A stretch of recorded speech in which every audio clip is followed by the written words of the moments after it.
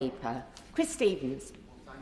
Madam Deputy Speaker, and can I congratulate the Right Honourable Gentleman for North Somerset for securing the debate and obviously also for the passage of his bill, and I enjoyed his contribution this afternoon in advocating for individuals in the Down syndrome community. Can I firstly assure him that I was at the parliamentary event on Wednesday and there were people from Scotland down there, and I will be discussing some of those issues, and it was a privilege to be there. But it's also a privilege to be an elected representative, Madam Deputy Speaker, and one of the privileges that come with that is that you meet those you represent who speak truth to power. And on Saturday, Glasgow South West constituent Danielle came to see me at my surgery at Ibrox, and she asked me to participate in this debate, and that's why I'm here this afternoon, because a constituent has come to my surgery and asked me to participate. And I did ask Danielle to write to me about some of the things she wanted to say, because sadly, and the exchange I had with the Right Honourable Gentleman about diagnostic overshadowing, I'm afraid there's an example coming up, because Danielle has given me an example in which she is currently going through the complaints procedure with the Health Service in Scotland to discuss some of this. So I've asked Danielle and her son Stephen to go through their experiences, and I'm going to read out what Danielle sent to me last night. My name is Danielle Urie. If my son Stephen could speak, I'm sure this is what he would say. My name is Stephen. I am 11 years old. From 2019 to 2021, I was diagnostically overshadowed by doctors, in which resulted to damage in my body that can never be reversed, while sitting in chronic pain and bleeding for 2 years. And I'm now left with a permanent stoma and my large bowel being completely removed. During this time, I'd been treated with no respect and left with no dignity. Danielle then goes on and says, if Stephen was a typical child who could voice for himself, I don't think any of this would have happened. I want you to all know the catastrophic consequences that can happen with diagnostic overshadowing, because it's real and it happens more than you all think. To have no control on what happens with your child's healthcare is terrifying.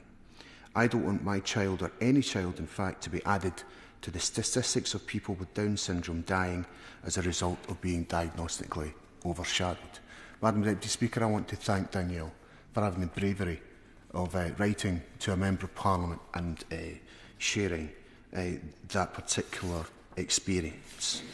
Madam Deputy Speaker, the Right Honourable Gentleman invited us to talk about what's happening in other devolved nations, and I have some constructive criticisms about what's happening in Scotland. I don't think that everything is wrong in what the Scottish Government is doing, but I do have some comments to make on that. So the Scottish Government position is that they take a wider view and they are committed to a bill to introduce the Learning Disability, Autism and Neurodiversity Bill as part of the programme for government. Now, there are opportunities there, Madam Deputy Speaker. The Scottish Government wants to improve the opportunities, the outcomes and support for people with Down syndrome in delivering that particular piece of legislation. There will be a consultation a little later on this year in the bill, and I'll certainly be assisting Danielle and any others as part of that consultation.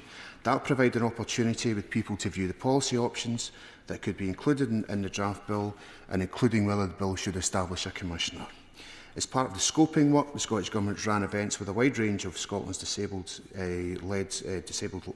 people-led organisations and national charities, and the Scottish Government is working towards a human rights-based approach to ensure the bill is fully co-designed with people with lived experience. It's very important that, you know, when we're shaping legislation, we have people with those lived experiences involved in the outset of that particular legislation.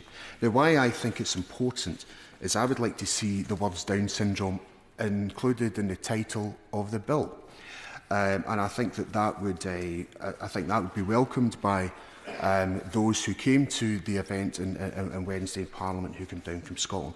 Now, why do I think it's important? Well, People with Down syndrome are more likely to be born with a heart condition. They're more likely to get leukemia.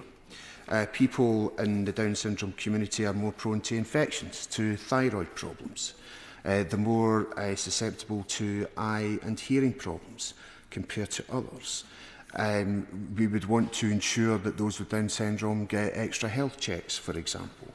I want to see that they ensure access to speech therapy. It's very important people with Down syndrome get those opportunities. And that's part of the reasons why, Madam Deputy Speaker, I want to see the Down syndrome community in Scotland have Down syndrome in that title of the bill, and I'll be working with Danielle and others to ensure that that's the case. Thank you.